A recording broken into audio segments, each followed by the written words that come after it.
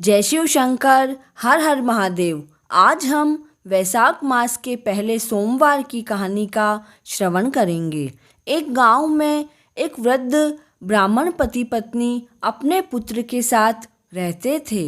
वह वृद्ध भगवान भोलेनाथ का परम भक्त था। उसे पुत्र भी भगवान महादेव की कृपा से प्राप्त हुआ था। इस कारण उसने अपने पुत्र का नाम भोला शंकर रखा था। भोला शंकर रोजाना राजा की पुत्री को भगवान शंकर की कथाएं सुनाने के लिए राजमहल में जाता था। उसके फलस्वरूप राजा के यहाँ से उसे आटा, दाल, चावल, घी, गुड़ आदि सभी वस्तुएं मिलती थी। उसी से उनका जीवन यापन होता था। एक बार वृद्ध दंपति ने सोचा कि जब हम नहीं रहेंगे तब इसका जीवन कैसे चलेगा। कौन हमारे पुत्र से विवाह करेगा। हम हमारे पुत्र का विवाह कैसे देखेंगे। कब हम नाती पोतियों के साथ खेलेंगे। इधर वैशाख मास चल रहा था।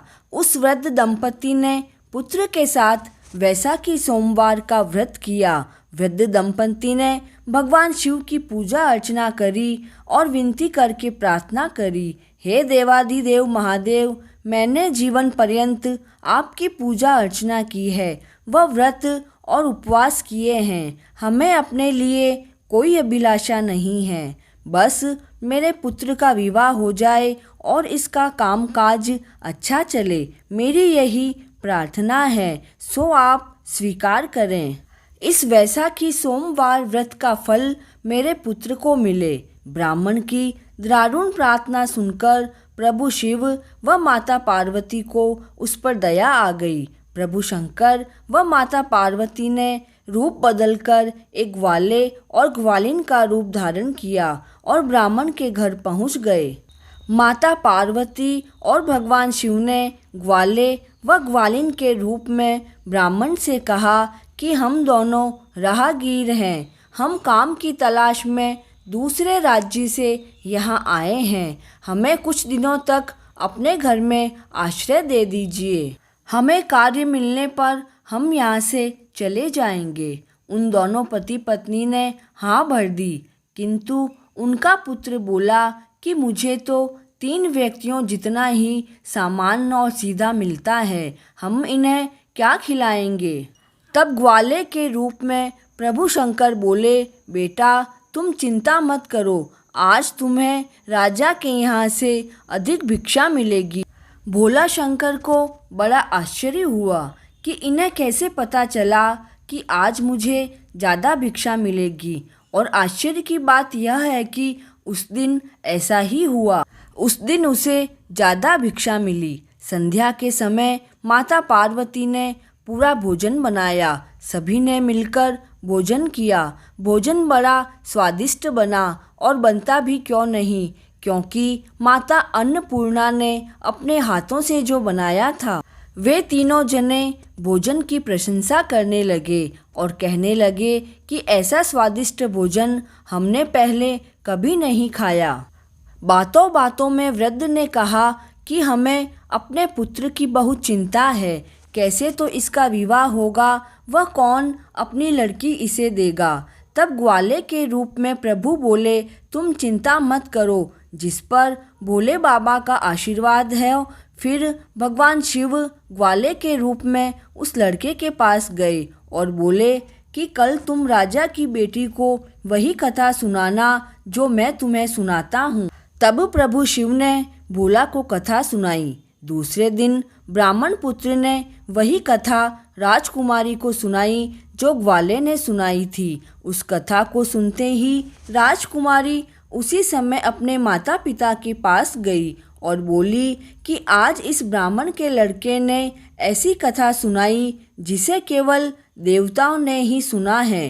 पिताजी, आप मालूम करें कि यह कथा इसे किसने सुनाई है।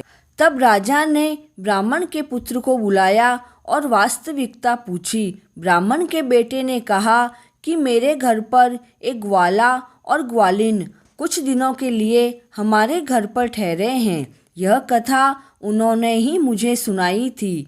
उसी समय राजा पूरे परिवार के साथ उनके घर पहुंच गया।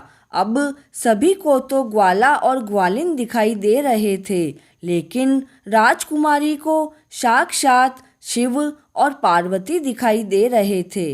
राजकुमारी भगवान शिव व माता पार्वती के चरणों में गिर गई। ऐसा इसलिए हुआ कि राजकुमारी बचपन से ही शिव और पार्वती जी की कथाएं मन लगाकर सुनती थी, इसीलिए उसे साक्षात माता पार्वती व प्रभु शिव के दर्शन हुए। तब राजकुमारी ने प्रार्थना करी, हे भगवान, मेरे माता पिता को भी आप दर्शन दो और भोला शंकर व उसके माता पिता को भी दर्शन दो। तब भगवान शिव व माता पार्वती ने सभी को दर्शन दिए। फिर राजकुमारी ने भगवान शिव से विनती करी कि हे प्रभु, आप हमें वही कथा फिर से सुनाइए। तब भगवान शिव ने वही कथा सभी को सुनाई।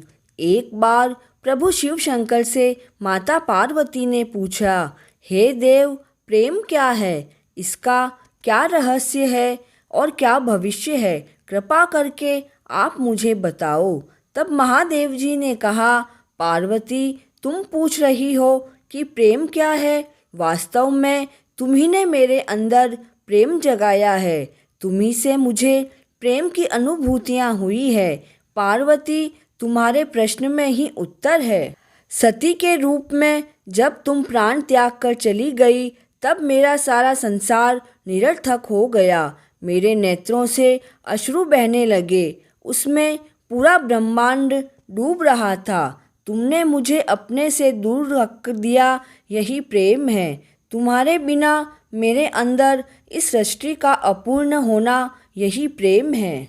तुम्हें मुझसे मिलाने के लिए पूरे ब्रह्मांड का एक हो जाना, यही प्रेम है। यही वह अनसुनी कथा है जिसे देवताओं के अलावा और किसी ने नहीं सुना। भगवान शिव व माता पार्वती कथा सुनाकर अंतर्ध्यान हो गए।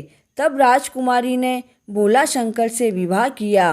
राजा ने बहुत सारी धन संपत्ति भोला शंकर को दी और राजा ने ब्राह्मण के पुत्र को अपना मंत्री बना लिया। वैशाख मास के सोमवार की कथा पूर्ण हुई। जय शिव शंकर।